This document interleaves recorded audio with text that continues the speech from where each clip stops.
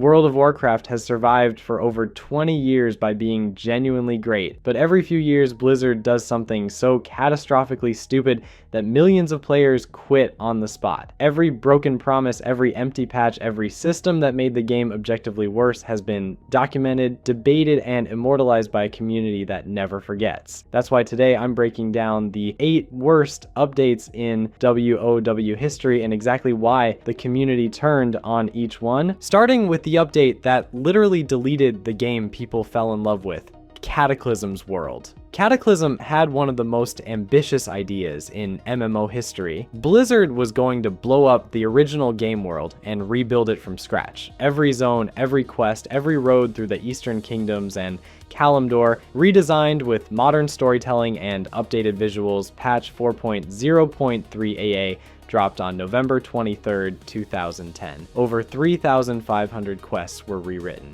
Thousand Needles was flooded. Darkshore was devastated. Ashara was literally reshaped into a giant horde symbol, and with it, 6 years of the original world were gone forever. Here's where it gets complicated. Some of it was genuinely good. The new zone designs were cleaner, the questing more focused, but the execution had a problem nobody talks about enough. The redesigned zones were stuffed with pop culture references that aged about as well as a MySpace page. Westfall became a CSI parody. Oldham was an Indiana Jones tribute. Red Ridge went full Rambo.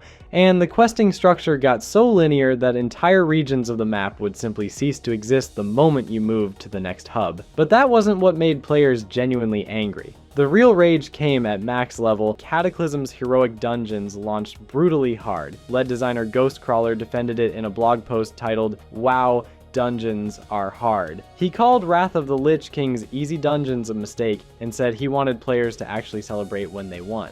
Within weeks, the community had proven they disagreed, and by patch 4.0.6, almost every heroic boss had been nerfed into the floor. World of Warcraft went from 12 million subscribers at Cataclysm's launch to 9.1 million by mid-2012. Over 2.5 million people walked out, and the original world they'd spent years in was never coming back. At least Blizzard had the excuse of ambition here. The next entry had no such excuse. The flying debacle. Flying had been in World of Warcraft since 2007. 8 years of mounts. 8 years of players farming rare drops, spending thousands of gold, completing brutal achievement chains for cosmetic rewards that happened to have wings. Then, on May 22nd, 2015, lead game designer Ion Hazakostas sat down with Polygon and said the following: "At this point, we feel that outdoor gameplay in World of Warcraft is ultimately better without flying. We're not going to be reintroducing the ability to fly in Draenor, and that's kind of where we're going forward." Not just Draenor, not just one expansion.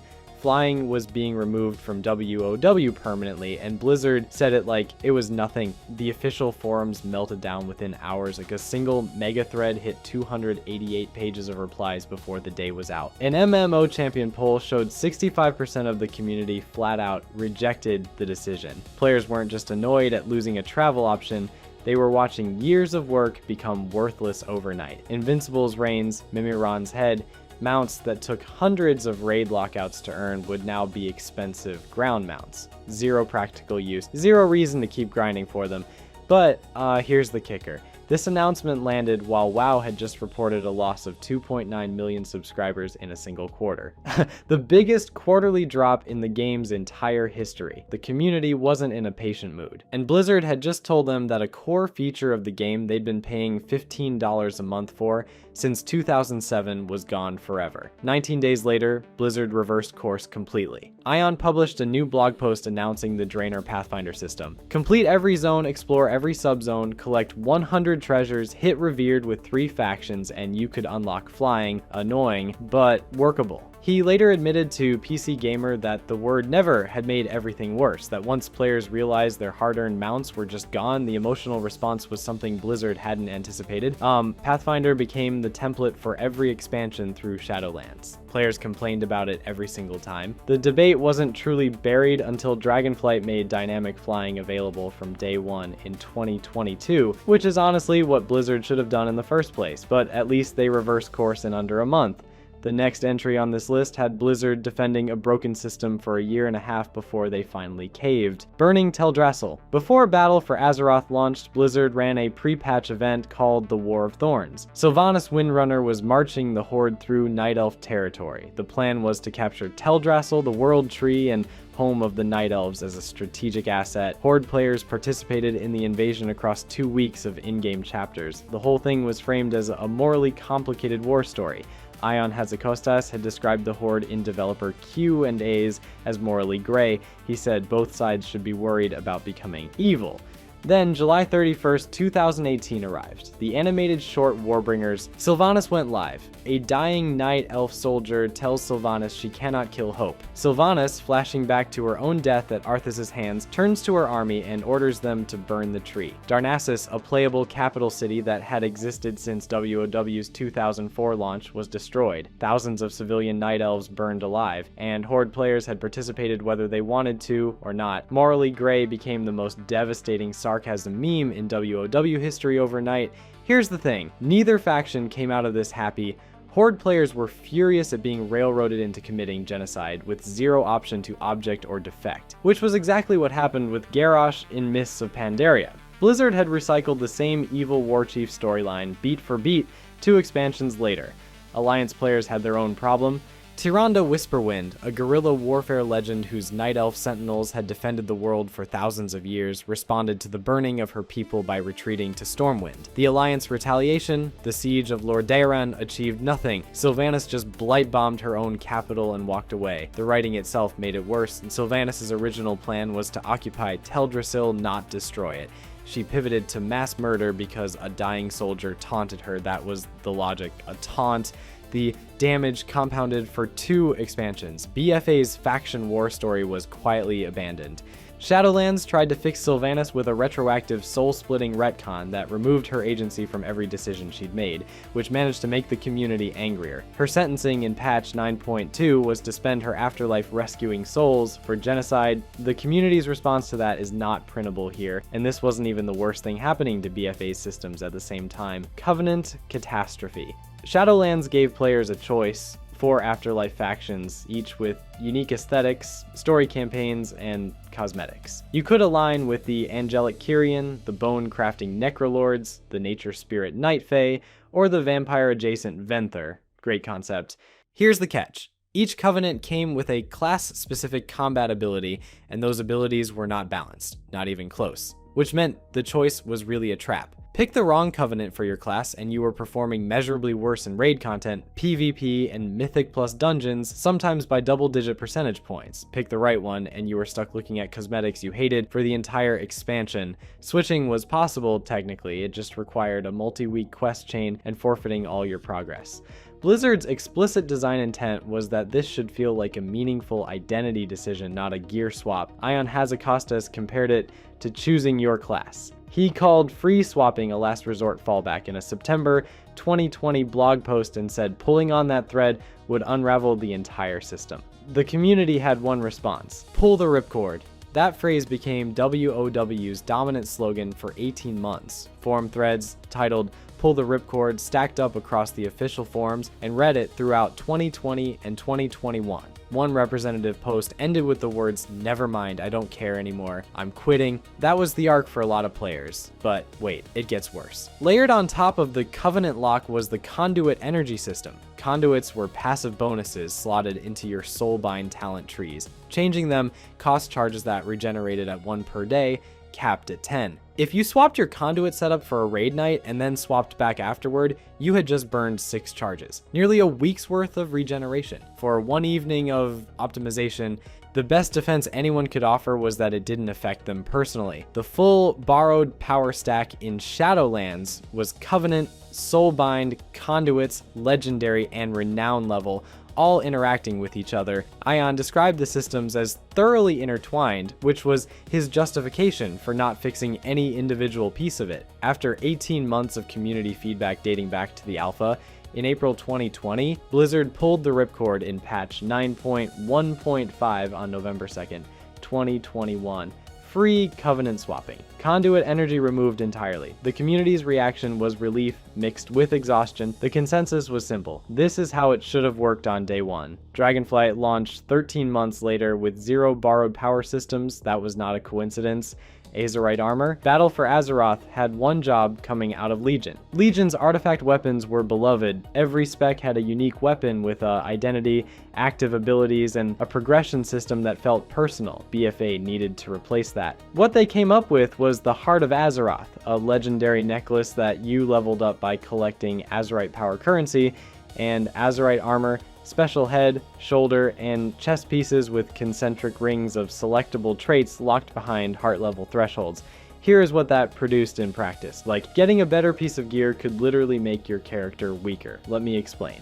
A 370 item level Azerite piece required a higher Heart of Azeroth level to unlock its trait rings than a 340 piece did. If your heart wasn't leveled high enough, your new raid drop would have fewer active traits than the dungeon piece it was supposed to replace. Players were being punished for progressing. Yeah, a viral Reddit post documented cases of 340 item level pieces mathematically outperforming 385 item level pieces. In a loot-driven RPG where getting better gear is the entire point, the traits themselves made it worse, God.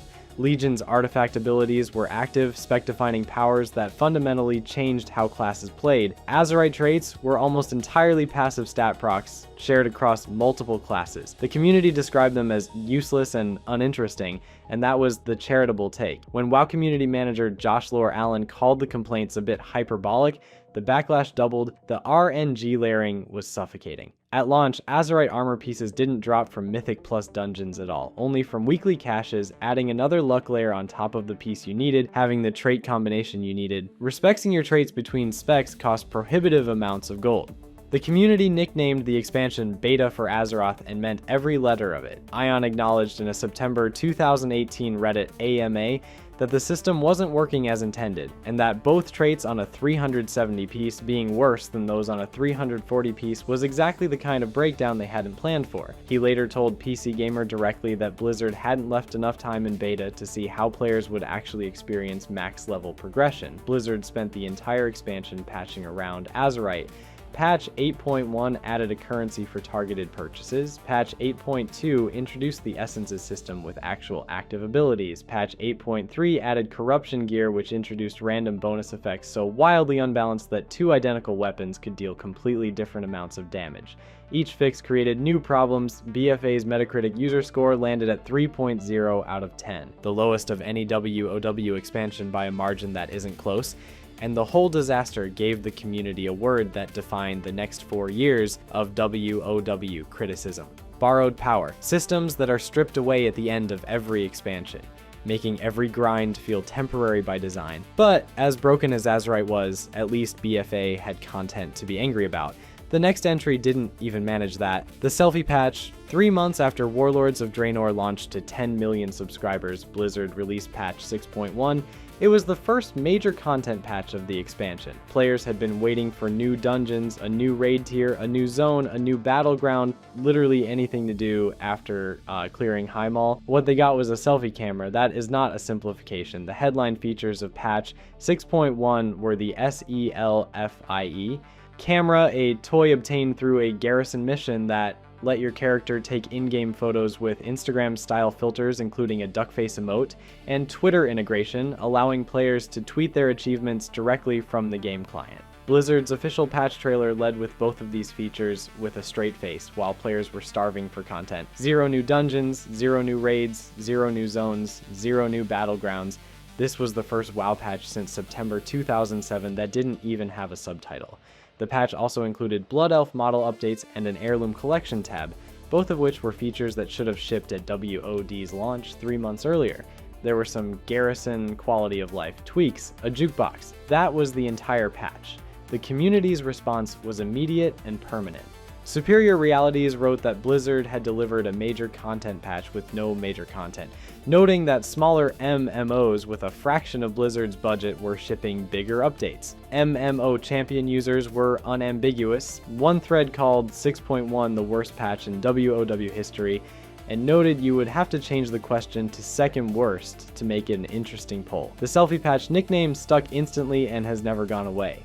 For years afterward, any disappointing WoW update got measured against it. Context makes the whole thing more damaging. WOD would ultimately receive exactly two major patches, 6.1, which was empty, and 6.2, which added the Hellfire Citadel raid tier in June 2015, and was the expansion's final content update. That was it. An entire expansion's post-launch content pipeline collapsed into one hollow patch and one raid. Promised features never materialized.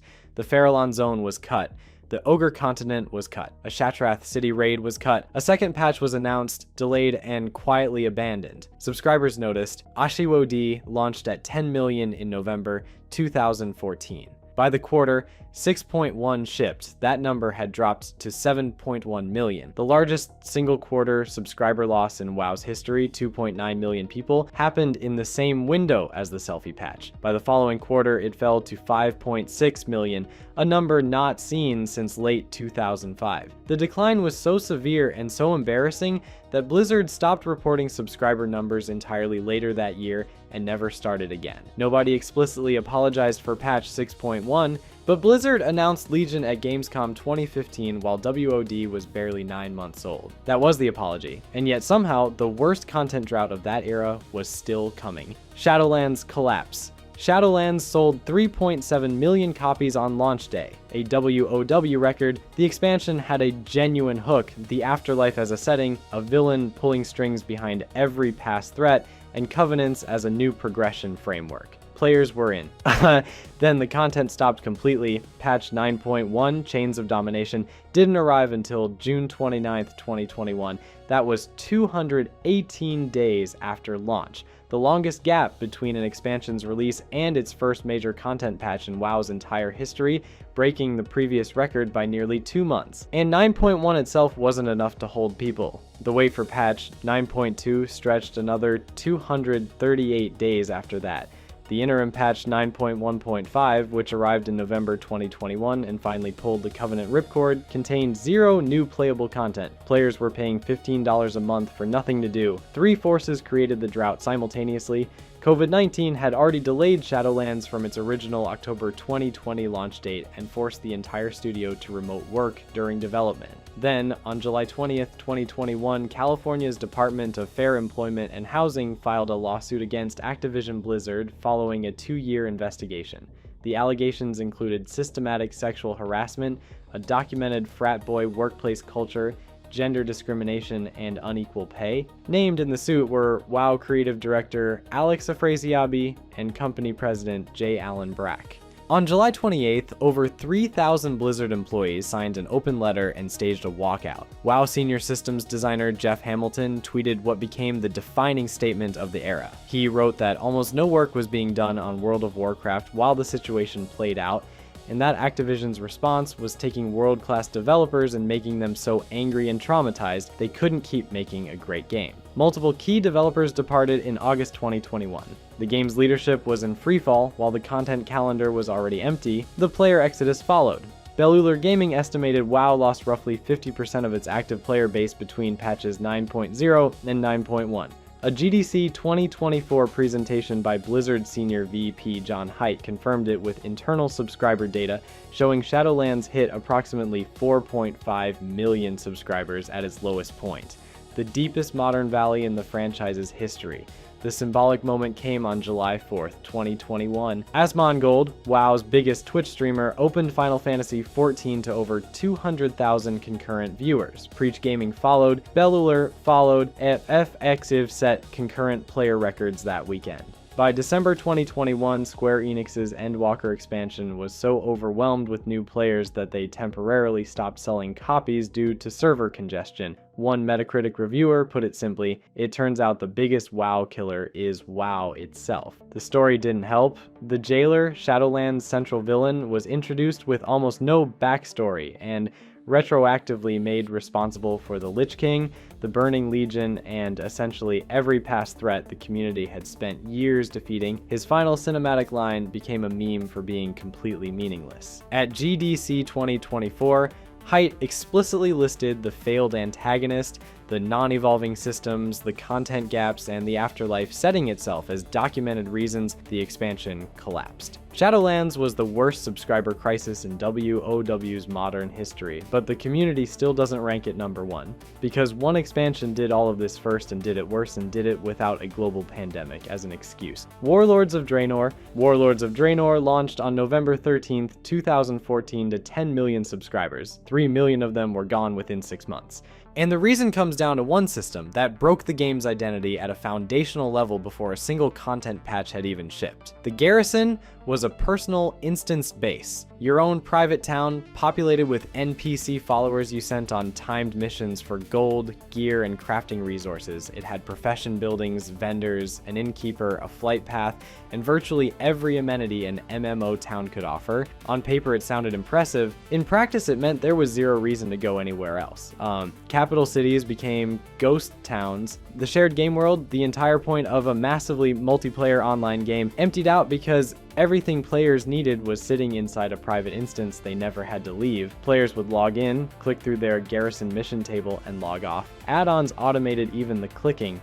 Blizzard had previously rejected player housing as a concept specifically because they wanted a vibrant and active world, and housing pulls people out of that world. Garrisons did exactly that at a scale player housing never could have.